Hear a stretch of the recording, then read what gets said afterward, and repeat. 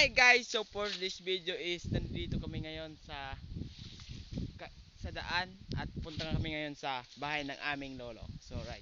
So ngayon ay kumukuha pa kami ng ipil-ipil dahil isa rin ito sa kinakain ng baboy. So guys, tingnan nyo.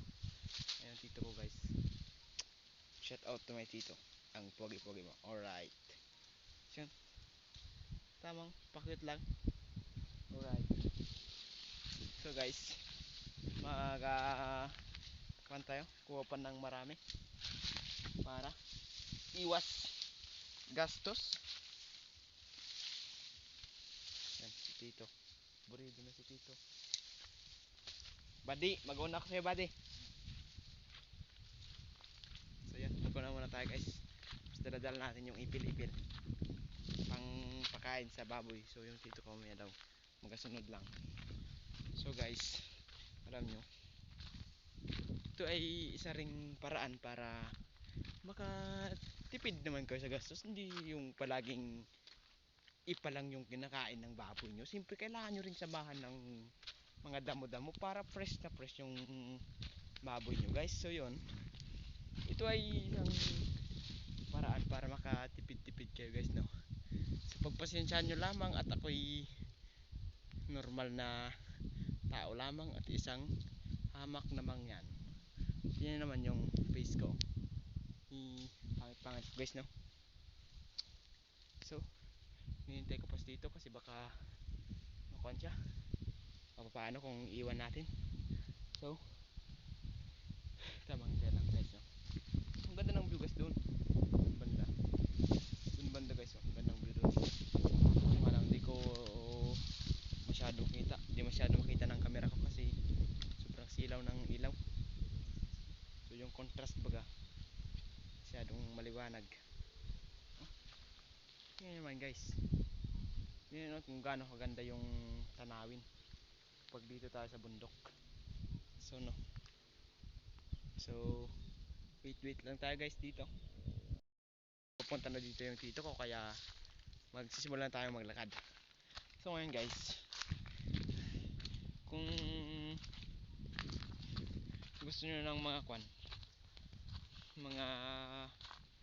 bagong kaalaman kung paano kayo makakapag-menos sa pagkain ng baboy nyo is maraming paraan.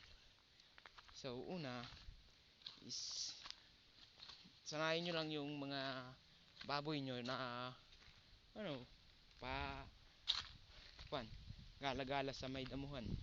Hindi naman as in damuhan, yung parang yung ganito, yung parang hindi naman masyado matangkad yung halaman. Tapos dapat nakatali. Siyempre lang namang hindi nakatali, ipupunta yun sa ng iba. Pupunta yun sa taniman ng iba. So ayan na si Tito guys. Ayan na. Ayan na si Tito. Ayan na. Ayan na. Ako ay nalulula.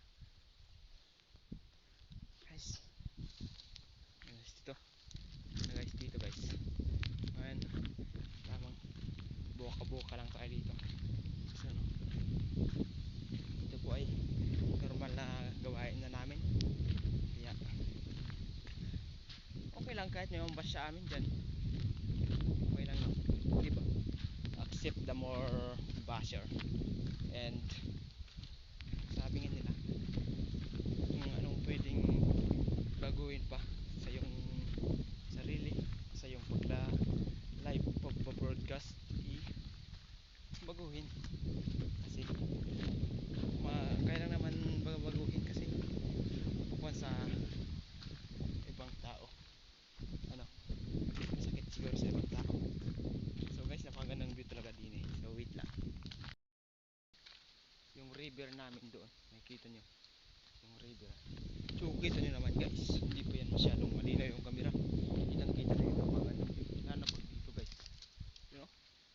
Wow, napakagandang view. Alright. Yung yun nga pala dito ay mga dahon ng nyog ay nagsihulugan na kasi sobrang lakas ng hangin at lantang-lanta na dahil sa init. So ito na guys yung sinasabi ko sa inyo. Ito yung napakagandang view guys yan. Ano? Napakagandang view talaga yan guys. Tingnan nyo naman. Tingnan nyo naman. Tingnan nyo naman yan. Tingnan naman yan guys. Sa alip nga hindi na ako makita. Sobrang ganda ng view eh. Guys, ngayon ay tamang kanta-kanta lang tayo. So, alright. Kapag nakita ka, ako'y nahihiya. Kapag kausap ka, ako'y namumula. Pintig ng puso ko'y ako'y in love sa'yo. Sana ay mahalin mo rin ako. Oh, oh, oh. Pagpasensahan nyo na kung ang busis ko'y di maganda, sapagkat ako'y isang bagong so, joke lang yun. Siyempre kumpus-kumpus ng kaya ng kanta na. No, tingnan naman. Napunta naman tayo din eh. Sa kandahang view. Aray ngay malapit na tayo sa bahay ni Lolo. Na may papatay na natin. Guys oh. Kaya talaga mapunta. Fresh na fresh yung hangin guys. Guys, malapit na tayo. At dito na tayo sa pinakatuktok. Charis. Di pa naman as in tuktok na tuktok. So kung nakikita nyo yun, bahay ng lola ko yun. Malapit na tayo guys. Kunting kemot na lang daw. Joke lang.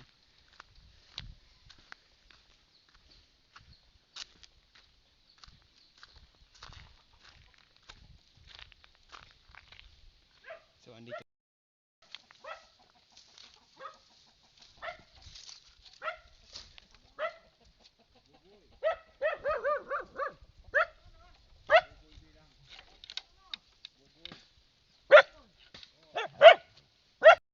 Dito na kami sa bahay ng aming lolo guys. Dito na kami. Yun si lolo. Ito yung mga baboy guys. Takot na takot eh. Yan o. Yan o. Tingnan naman guys. Talagang sulit ang kirawan natin. Ano? Agaw-agawan pa eh. So yun lang guys. Kung gusto nyo ng mga ganitong content, follow nyo lang ako. Or subscribe. Thank you. Bye bye.